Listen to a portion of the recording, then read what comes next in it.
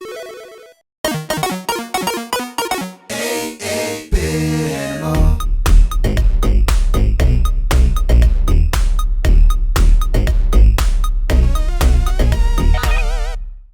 you doing, good people? This is the 8-bit animal. Irem is known for making a lot of really cool games. A lot of them started out in the arcade. Today is one of those games. Started in the arcade, they brought it to the Famicom, and then later on brought it to the NES. And it's an interesting little puzzle action game. For a lot of people, it kind of looks and feels like The Adventures of Lolo.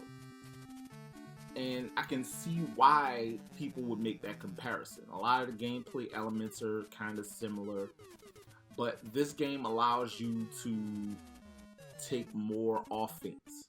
There are boss fights and everything else in there. And yeah, it's just a cool little game. So let's chop it up. Let's talk about it. Today, we're going to take a look at Kickle Cubicle. Now, Kickle Cubicle stars a little guy.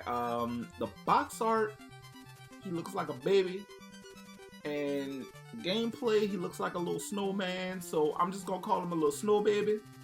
So we got this little snow baby named Kickle. And the little snow baby wakes up.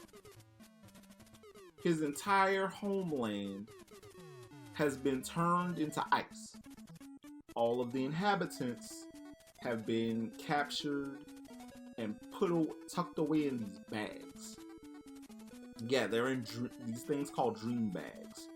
And Kickle, being the only one that hasn't been captured, is on a quest to free his home, the Fantasy Kingdom, from the Wizard Kingdom. Now, in order to do this, Kickle has to literally secure the bag. Plural, secure the bags. By using enemies to build bridges made of ice and rescuing and collecting these bags. You collect all the bags in a level and you have beaten the level. You complete enough of these levels, you find a boss fight. Beat the boss, go to another level, another area. And you know, the whole thing where you're a little fella walking around a game field and you're trying to solve a puzzle, collect everything to complete a level, those are the similarities between this and Lolo. Again, the thing that makes this different from Lolo is the fact that Kickle is able to put up a fight. He can turn enemies into ice blocks, shove them off of a game field, or use them as bridges. He can set up these little ice column things that'll steer enemies where he wants them to go. Little traps. He can kind of block them in using those columns, things like that. So this game, actually, it's a different kind of hard from The Adventure of Lolo. Because The Adventures of Lolo is strictly, you gotta use your brain, there's no brawn involved. Kickle Cubicle, you can turn your enemies into ice. You can kind of fight back, and that's awesome. But this game is about a good 70, 80-ish levels, maybe less. Might be wrong. I've been wrong in the past. But it's a lot of fun. I had somebody a few years ago tell me that this was their favorite NES game. And up to that point, I had never played it. But being able to sit down and spend some quality time with it, I can see why. It's a fantastic take on action puzzle genre. And honestly, this might be a little bit more fun than Lolo for me. Well, it's a different kind of situation. But this is a lot of fun.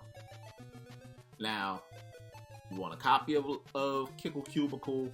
Prices fluctuate on this one. Right now, prices are down. So you can get a copy from starting at about 12 to 15 bucks. I would say be mindful of anyone selling reproduction carts and trying to pose as those being authentics. That's a struggle we deal with as retro collectors. Um, but yeah, be careful with that.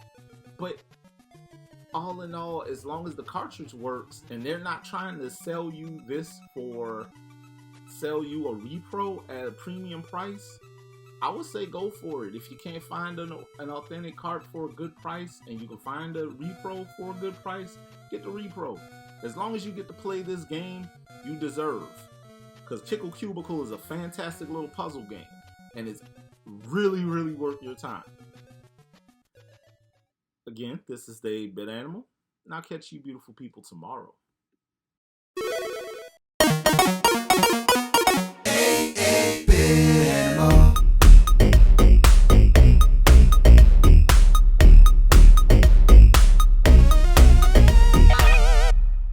Tomorrow.